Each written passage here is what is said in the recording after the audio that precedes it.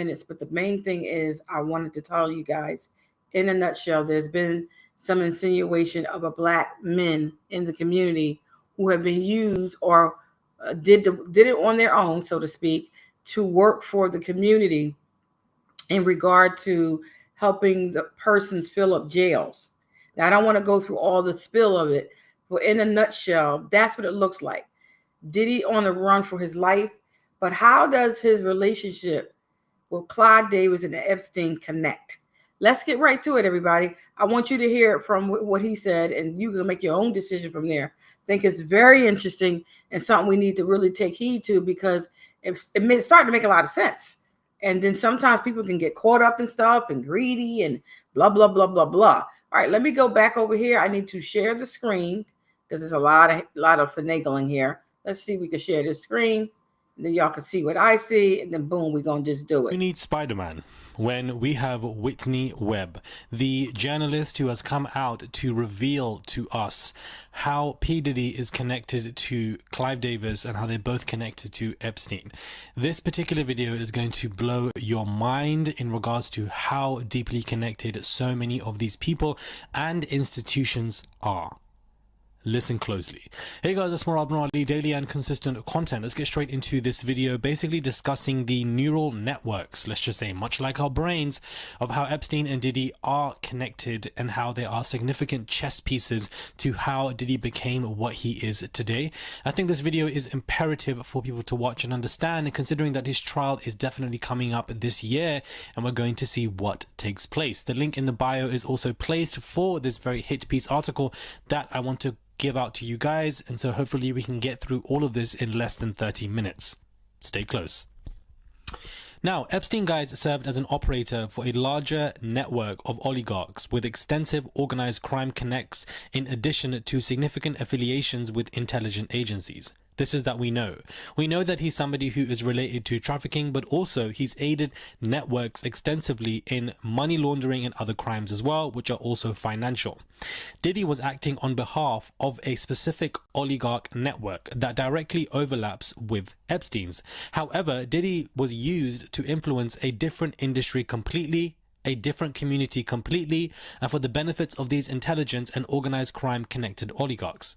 Not only these, but there are major connects. Andre Harrell, Russell Simmons, and Clive Davis have all significantly helped and facilitate the rise of P. Diddy, bringing him into the music industry, but also are accused of helping Diddy to push him into the same activities that he's now in prison for pending his trial.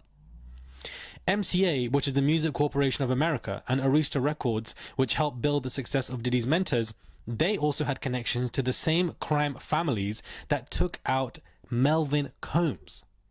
Melvin Combs is P. Diddy's father.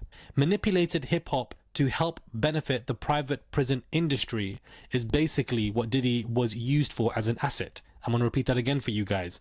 He was sent to manipulate the hip-hop industry to help benefit the private prison industry. So this is interesting, everybody. This is P. Diddy. I think he might have been about 5 years old here. And his dad. His dad was tied to some operations in the community dealing with what you see there on the screen, heroin. And somehow the connection with these and other persons caused him to be killed by the mobsters. So here we see Diddy having a history always linked back to his dad in regard to problems with the law. Let's keep watching, everybody. Would you even think that these two worlds connect? And these corporations' interest in Diddy was to help target not just the hip-hop community, but also the African American community in general, specifically when it comes to America. Interesting, isn't it? Interesting. As an owner of Walton Goggins goggle glasses, I know how to make slick-looking goggle/glasses. Now, let's look at P. Diddy's father, which I don't think we really discussed, Melvin Combs. Melvin Combs, guys, was gunned down in a car near Central Park West, and he was shot in the head with a point-blank range. An interview conducted by someone in Melvin's inner circle, he was about to inform on business deals to law enforcement, and therefore this expedited the murder of Melvin. Many speculated that even law enforcement, that Melvin Combs himself was a federal informant, and to be honest with you guys, like father like son, Diddy has also been accused of being an informant as well. Journalist Legs McNeil lays out how Melvin Combs had deeper ties to a crime family called the Gambino crime family, and at the end of his life, and they might have put out the hit on him. Melvin's ties to the Gambino and the Genoverse crime families seem to be recurring themes in articles from journalists and evidence of reported wiretapping and killing Melvin as they blamed him for these arrests. Melvin himself, obviously, you know, working for particular crime families, which also worked for MCA, the link that Diddy worked under is significant in my opinion. And the rest of the video really goes to look at these connections with Diddy, with Epstein, and how they basically all work together. It's just going to continue to blow your mind, and I really wanted to just remind you guys of that. Now, if we look at P. Diddy's school, guys, where he went and attended was a grooming ground. Notably, whilst Diddy attended the all boys Mount St. Michael's Academy, a major sex abuse scandal involving minor victims actually blew up that led to the indictment of 2 faculty members, which was brewing at the institution. The Maris brother, Timothy Brady, and the principal of MSMA for the entirety of Diddy's high school career, was arrested, charged, and sentenced to prison in 1988 for the abuse of 3 minor boys at the Catholic Academy in the Bronx over the course of 1987, which was the same year as Diddy's senior year. So, I had no idea that during the time that Diddy was actually attending this school, there was a huge scandal that broke out. Following the 86th and 87th academic year, Mr. Brady was quietly removed from his position and shipped off to a Marist retreat in Arizona. Despite his crimes, Brady was somehow reinstated as a hockey moderator at a separate Marist Brothers institution in the 1990s, once again providing him access to minors. Wow. And was listed on the Marist Brothers website until 2010. For some inexplicable reason, the court records pertaining to Brady's conviction and incarceration completely remain sealed and inaccessible. Accusations of sexual impropriety appear to have been a constant MSMA's history in their school. In 2011, a former assistant principal received a sweetheart no jail sentence after pleading guilty to being in possession of CP on an electronic device at the school. From 2009 to 2012, a lawsuit filed by Brian Elliott sought monetary damages for the routine abuse and R-word he alleged he suffered at the hands of an MSMA employee named Mr. Gilligan between the age of 8 and 13 over the years of 1977 through 1983. Insane. The case wound its way through various Delaware, New York, and appellate courts, and if factual, Elliott's victimization by Gilligan would have ended around the same time of Diddy's freshman year in high school, meaning that Elliott, this alleged victim from these men, and Diddy were actually far more close in age than we think. More recently, multiple cases seeking readdress of child SA suffered at the hands of the MSMA faculty have been filed pursuant in New York's Child Victims Act and the Look Back window, which has enabled past victims previously barred from filing complaints by the statute of limitations to now pursue them. These include a tort CVA complaint filed on behalf of a John Doe suing the academy and the Maris brothers of the school for having enabled his abuse at the hands of Principal Brady, who allegedly fondled the plaintiff in the nurse's office in the 1985 when Doe was just 16. It appears this unnamed potential victim would have been in the same class as Diddy as well. Quoting from the complaint, upon information and belief, at all relevant times, defendants knew that priests and brothers of the Catholic Church and within the Maris brothers, under their supervision and control, were grooming and SA children with whom the priests and brothers would have been in contact in their ministry and pastoral functions. Are you looking to start your own business? Well, look no further than busy.com. Right now, we'll complete your So much happening at the same school in the same years that Diddy was there. I had no idea. Another lawsuit accusing the Maris brothers of protecting a pedophile faculty member named Brother Lee advanced into the Supreme Court of Bronx County in 2023, surviving multiple motions for dismissal and summary judgment, seemingly indicating that multiple members of the school's faculty, including its principal, were perpetrating crimes against minors during Diddy's high school career. And once again, the complaint alleged that he was abused by Brother Lee between the years of 1984 and 1985 when he was 15 or 16, indicating that he also would have been in the same class as Diddy, 1987. Taking all of this information into account, it appears that SA was huge and widespread at MSMA school during Diddy's time there. Whilst impossible to confirm, there is a possibility, guys, that Diddy was actually groomed or amongst the victims or else somehow connected to these aforementioned cases. Certainly, those type of experiences early in life are hugely associated with the person offending in similarly other ways. Who knew that there would have been a huge scandal of minor boys being essayed by multiple teachers, and those boys were in the same classes as Diddy, whilst they were all in school together, whilst they were all young? This obviously could mean that Diddy himself was definitely, in my opinion, touched by a lot of these men, and that cycle can continue. As somebody like myself, who was significantly SA when I was young, you don't get left untouched. You either become significantly sexualized at a very young age, and I feel like this has potentially happened to Diddy and many of these boys. The cycle can either continue, or when you've been SA, you can end up going through by being early sexualized, or you can be going through substances, or you can go into sex work. There's so many different cycles that can basically be produced from you being SA'd. Now my question is, if Diddy was potentially groomed by these men at this huge scandal at his school, considering his close peers were in the same age and class, is there now connection to Diddy's own interest for why he wants to work in schools? Because we know that Diddy actually wanted to have his own schools, he opened them up, he was with children. Was he trying to create his own grooming grounds because he saw what those men at his own school created, which was essentially a grooming ground? Makes you think, doesn't it? It makes you think, guys.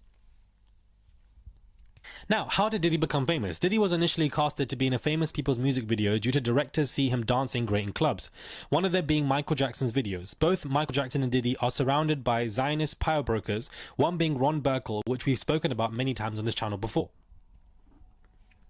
Ron Burkle bought Michael Jackson's ranch estate for $22 million in 2020 and is the godfather also to Diddy's children, and also was a frequent flyer on Jeffrey Epstein's private Lolita Express jet. Boom. Ron Burkle is connected to Michael Jackson, P. Diddy, and Epstein all at the same time. When it became to Diddy's Howard University, his reputation began his internship at Uptown Records, and Jessica Rosenblum introduced him to all of the freak spots in New York. Andre Harrell also hired him at Uptown. Jessica Rosenblum was somebody who was an important asset for the shooting that took place, the trampling story that took place, where many people basically were trampled to death. Andre Harrell left a huge... Do not pay your next car insurance bill. Repeat, do not pay your next bill yet. So I found this website. Influence on Diddy's love life. He hired Uptown R&B singer Albies Shaw's model girlfriend Kim Porter to work as a receptionist at the label. Diddy was immediately in love with her, loving the fact that he wanted to be with her. They would go on to have an on and off relationship spanning the years of 1994 to 2018, the time of her mysterious death after contracting a virulent case of lobar pneumonia. This is where Clive Davis comes into this. The hidden power behind Diddy's Bad Boy Records. Eventually, Andre Harrell felt that Diddy was getting too cocky in his position at Uptown and fired him. Nevertheless, the two remained friends, with Harrell becoming the godfather to Diddy's son Justin Combs, who was born later that year. Diddy, shortly after leaving Uptown, created Bad Boy Records with Kirk Burroughs in 1993, and Diddy's new label quickly entered into a distribution deal with Arista Records worth $15 million. Clive Davis says he met Diddy when Combs was just 23 years old, and that soon after meeting Clive Davis, he helped introduce Diddy to the right music executives who would assist him in ushering into the forthcoming of hip-hop revolution. Whilst Davis has been successful at CBS, Clive Davis, he left the company Clive Davis specifically under a cloud of huge scandal, for those of you who might not know. Clive Davis became a focus of an investigation led by the American Attorney's Office in Newark, a probe that would later become known as Project Sound. As part of the investigation, allegations began to surface in the press that CBS Records had bribed black radio stations and done business with an organized crime figure. The scandal ultimately led to Clive Davis' decision to make a deal in 1971 with two record producers tied to Motown, Kenny Gamble and Leon Huff. Clive Davis had sought out Gamble and Huff due to a desire to conquer the R&B charts. As part of the negotiations, Clive Davis allowed Gamble and Huff's companies to promote the music per deal, which was produced and distributed by CBS. Perhaps unknown to Davis at the time, but Gamble and Huff's company and its promotional efforts is engaged in the practice of payola, which is the illegal practice whereby firms pay radio stations to play singles without disclosing the payments that were made. CBS was therefore implicated in the arrangement through basically David Winshaw, Clive Davis's closest aide, and press reports soon stated that CBS music subsidiaries were being investigated for bribing radio stations, not just for the money, but also drugs and sex in order to increase use of its products on black-orientated radio stations. CBS, in connection with the Project Sound probe, uncovered that Clive Davis had left a trail of phony invoices totaling $100,000 over 6 years that was meant to cover up Clive Davis's use of funds for personal parties and renovations to his properties. Clive Davis was therefore ultimately fired by CBS as a result. Soon, the CBS payola scandal took on a darker hue, as in February 1972, a few days after Clive Davis had been fired from CBS, 8 people were indicted in Newark on a conspiracy and smuggling charges connected to a multi-million-dollar heroin ring operation in Italy, Canada, and the US. Despite the scandal, Clive Davis quickly found his way back into the industry. A little over a year after having been fired from CBS and Columbia, in the summer of 1972, Clive Davis was hired as a consultant for Bell Records. Arista's formation and success relied heavily on Alan Hirschfield, a major entertainment executive who had recently become CEO of Columbia Pictures. Hirschfield was instrumental in bringing Davis as a consultant for Bell and supported Clive Davis's formation of Arista, as well as Hirschfield's family have framed Hirschfield as having essentially co-founded the label with Clive Davis. Hirschfield's father, Norman, was great friends with the owners who worked for Allen & Co., a firm. The Allen brothers had huge relations to crime circles. An organized network also linked to MCA. Morris Levi, Roy Coyne, and Leslie Wexner, as noted earlier in this piece. After the scandal around Diddy began to break, Clive Davis, as well as Andre Harrell of Uptown and Russell Simmons, have been accused of propelling Diddy into the patterns of criminal behavior for which he is now infamous for. For instance, one-time rival and former friend of Diddy, Suge Knight, has claimed that Clive Davis, Andre Harrell, and Russell Simmons used alcohol, drugs, specifically cocaine, to compromise Diddy's manhood. This is particularly significant in the case of Clive Davis's close ties to the Dragola scandal, which involved using drugs and bribes to specifically target black-orientated radio stations and music. Claims similar to those made by Suge Knight have now been echoed by Diddy's former bodyguard, Gene Deal. Clive Davis's protege, L.A. Reid, who took over Arista Records from Davis, has also been accused of misconduct and assault. Reid, alongside Diddy, were both instrumental in the success of recording artists Justin Bieber and Usher. Suge Knight has argued that Clive Davis, Simmons, and Harrell first compromised Diddy, and then Diddy went on to use alcohol, drugs, and the gay sex scene to control younger artists like Usher and Bieber. Notably, Diddy's entry into the world of Andre Harrell, Simmons, and shortly thereafter Clive Davis coincides with the development of his obsessive drive to record everything, presumably for blackmail-related purposes. For instance, music video director Cole Bennett asserted that Diddy told him that he'd begun recording footage of everything in 1992 and advised Bennett to do the same. In addition, Kirk Burroughs, the co-founder of Bad Boy Records with Diddy, has claimed that Diddy sought to compromise him using the same method. Burroughs has filed a lawsuit against Diddy, claiming that Diddy subjected him to repeat sexual harassment, physical aggression, and forced compliance with degrading sexual acts. Throughout the 1990s, Burroughs claims that Diddy targeted him with unwanted sexual advances. However, Diddy may have been controlled in a similar way by Clive Davis per some sources. Suge Knight, for instance, has alleged that he was told by the former head of Interscope, Jimmy Iovine, that Diddy had regularly engaged in sexual acts with Clive Davis, suggesting that his relationship with Clive Davis and Davis early had crucial involvement with Bad Boy were built on the back of sexual favors. This is certainly possible given the well-known mechanism within the entertainment industry of sexual favors as a way to secure lucrative roles and deals. So everybody, I hope you're following it, how the connection between P. Diddy and Clive Davis, I think he said a little bit with Epstein, but also the background of Diddy, what he went through, possibly at his high school, but then how it perpetuated into his adulthood and so forth and so on, and how these behaviors, if you will, are transferred into the next relationships if they are deemed as successful, and then you do what you do. So I just hope you're all following. Let's keep going, everybody. The Harvey Weinstein scandal. In addition, Davis notably came out publicly as bisexual in a memoir published when he was 80 years old, where he writes that he began to openly engage in sex with the same gender in the 1980s. Diddy's alleged bisexuality has been a major topic of discussion in relation to the scandal leading up to his arrest last year. Suge Knight has also claimed that Russell Simmons and Andre Harrell had also engaged in similar gay behavior with each other. Notably, at Mint Mobile, we're always looking for innovative ways to save you money, so you can keep paying $15 a month for the network behind Clive Davis, which overlaps with that behind Epstein, also involved similar sugar daddy-style relations. These include rumors that Epstein and his longtime benefactor Leslie Wexner were actually intimate. Former State of Hawaii Inspector General David told a journalist, Bob Fitrakis, that Epstein was Wexner's boyfriend. By 1986, CBS Records had come under the control of Lawrence Teach, the billionaire head of Lowe's Corporation and a founding member of the Leslie Wexner and Charles Bronfman brokered megagroup, Leslie Wexner's then a tax attorney Arthur Shapiro, which led Columbus police investigators to link both Shapiro's death and Wexner himself to the Genovese criminal interest, always back to the crime families.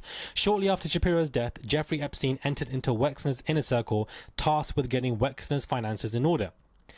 The Rat Pack of Andre Harrell, Russell Simmons, and P. Diddy, where Russell himself began facing a slow onslaught of SA lawsuits, is what we all know about. Ultimately, in tracing the network in which Diddy had become deeply enmeshed by the early mid-1990s, we are left with deep connections to intelligence-linked elements of organized crime. The same networks of organized criminals also played a key part in enabling the activities of sex criminal and intelligence asset Jeffrey Epstein, from at least the 1970s onwards, as detailed in the book One Nation Under Blackmail. With such connections, the question then becomes, what did the group seek in someone like Sean Combs, and more broadly in exerting its influence over the entertainment industry and specifically the African American music? While speculative, it appears that various connections always lead back to Music Corporation of America, and its influence can help us arrive at one unsettling possibility. During this period, not only was MCA a dominant force in entertainment, but Lauren Teach, throughout his 1985 takeover of CBS, controlled another key branch of the music industry through 1995. With the Bronfmans taking over MCA and later Def Jam and Warner Music, the influence of the so-called mega-group billionaires over the music industry became extremely significant during the 1990s, with Diddy teaming up with Clive Davis with significant ties to the same network to form his own label. This tiny group of billionaires had the ability to shape hip-hop, the cultural engine of the African-American community, in major ways. The same year that Bronfman and Teach clans formally joined with Leslie Wexner and others like MCA linked Steven Spielberg via the mega group, American record labels had allegedly begun to conspire to promote crime in hip-hop lyrics, with the ostensible goal of facilitating the filing of private prisons, as those that ran the record labels were allegedly deeply connected to private prison firms. That is insane. The record labels are connected to private prison firms. All right, pay attention, everybody. They're talking about they were using an African-American man, a man, in this case, Diddy, and I'm sure a lot of others, to help get the jails, if you will, filled. And this is not our old story yet, but it's just some information about Diddy. Pay attention to what he's saying, please. Lord, account from an anonymous industry insider details how in 1991 he was invited to a clandestine meeting where he was forced to sign an NDA. He recounted the events of that meeting as follows. We were told that these prisons were built by privately owned companies that received funding from the government based on the numbers of inmates. The more inmates, the more money the government would pay by these prisons. It was also made clear to us that since these prisons are privately owned, as they become publicly traded, we'd be able to buy shares. Insane. In addition, prominent rappers have claimed that from the 1990s onwards that the music industry is financially entangled with the private prison industry and encourage criminal behavior through hip-hop due to those entanglements. This would then lead to more criminal behavior, thus more people in prison, thus more money. Y'all got that? So here it is. The connection of trying to put crime induce or whatever you want to call it, type videos or music to entice people, because some people will be enticed, so that you can have crime in a certain community, in this case, the Black community, and hopefully will send these persons to jail to fill the jails up. Harry O would have become a silent partner in Death Row Records with Suge Knight, Dr. Dre, the DOC, and corrupt defense lawyer David Kenner. This is significant to the story and the Sean Diddy Combs investigation at large, as not only was Death Row an intelligence front, but it was also teaming with dirty cops and corrupt informants who'd been assigned to moonlight as security guards at the label for drugs, weapons dealings, informing, and cointel pro purposes. This includes intentional sabotage of the Blood and Crips gang truce, both gangs with which Harry O intimately collaborated in his crack distribution efforts, as well as the Cali cartel, and the fabricated and exploitation of the East vs West rap feud that would ultimately lead to the seemingly government-sanctioned murders of both activist rapper Tupac and Biggie, operations in which both Sean Combs and Suge Knight played pivotal roles in.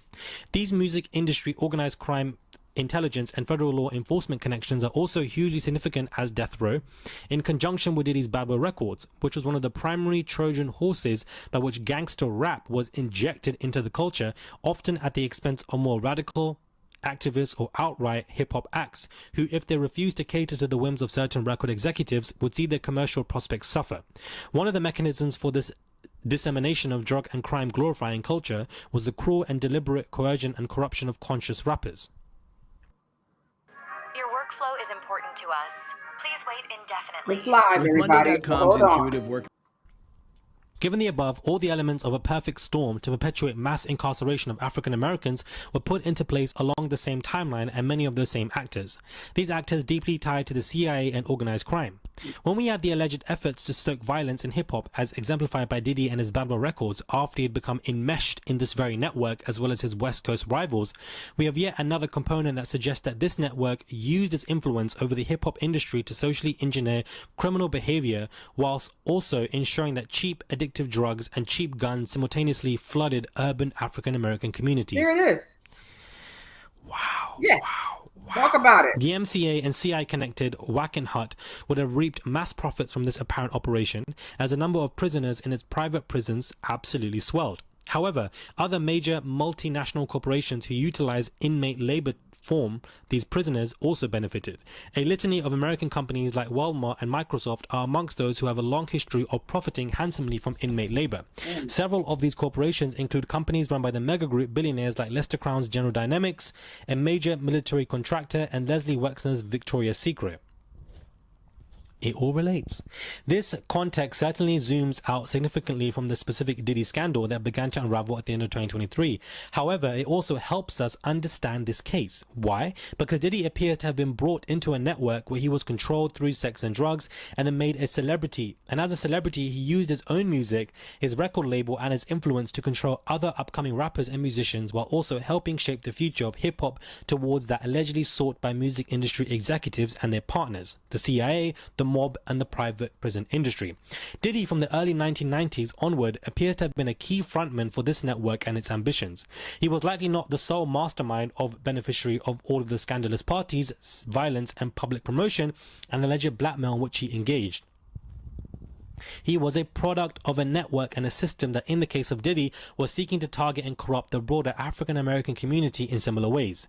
Diddy, like some other prominent entertainers, was servile to his music industry masters. He worked within a system those masters ultimately controlled and wanted to expand their own influence and power within that system.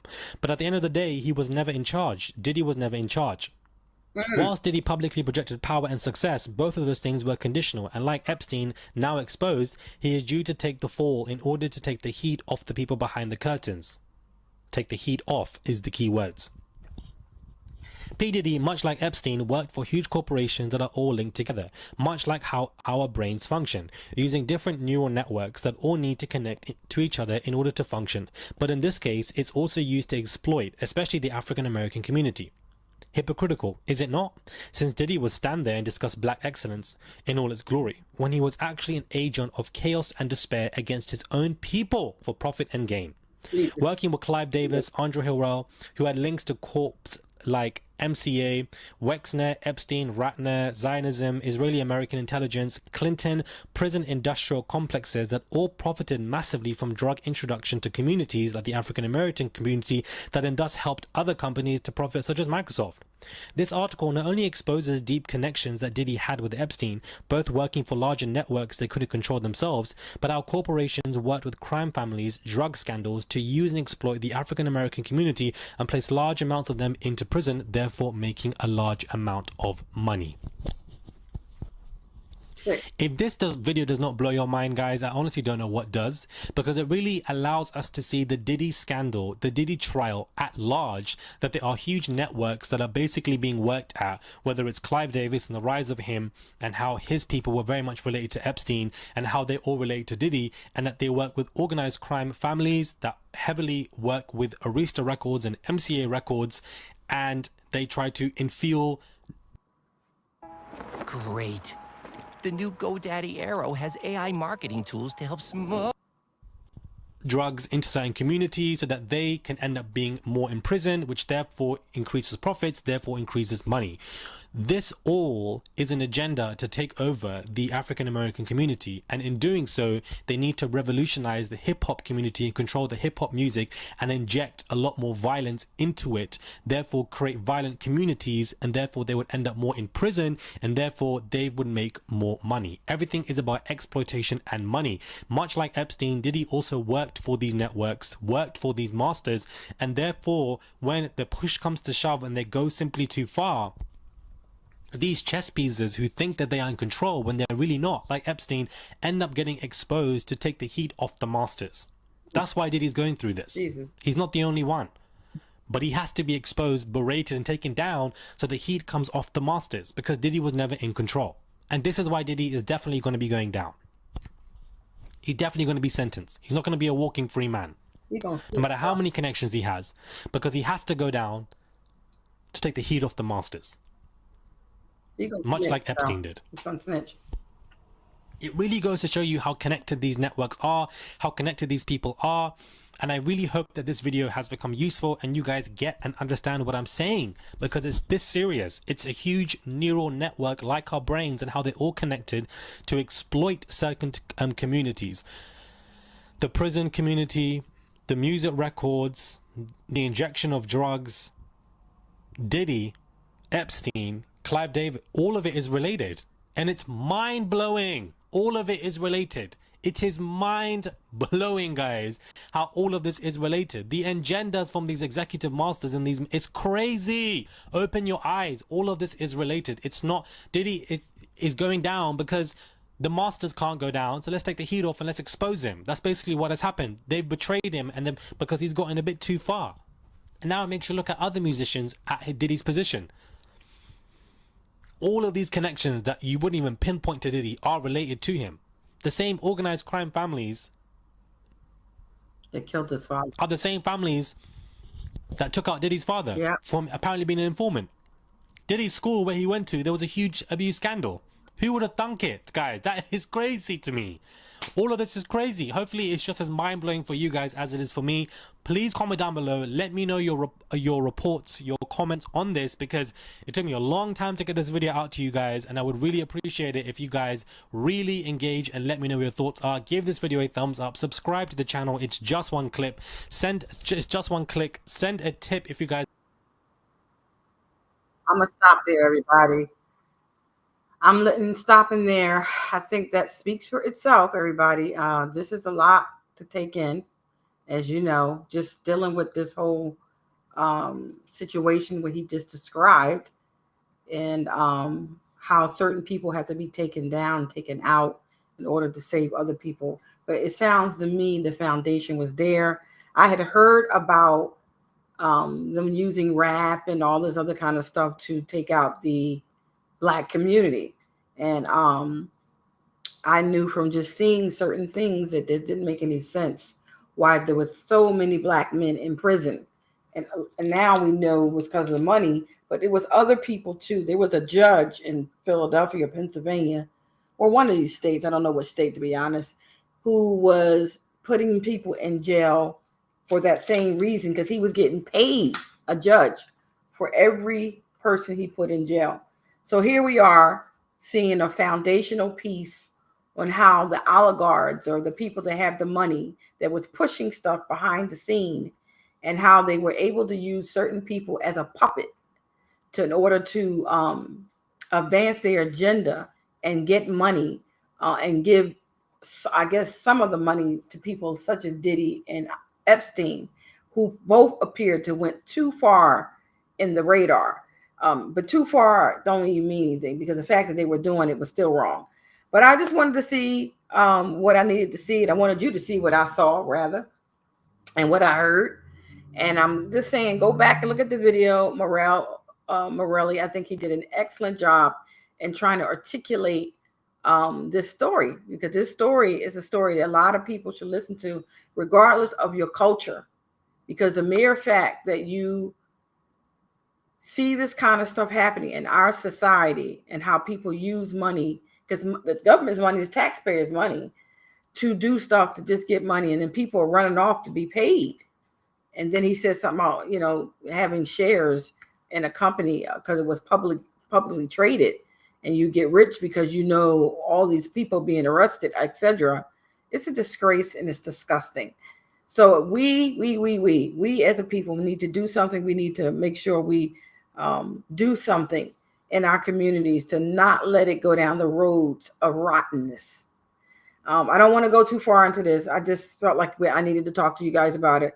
This is Dr. Lil on Keeping It Real with Dr. Lil. Go back, look at the video again, and support him and support us as we're marching forward to try to get justice even in our own community, so that things like this, once we see it, smell it, or is anywhere near us, we stop it. That's what we do, y'all. We stop it. So thank you so much for listening and watching.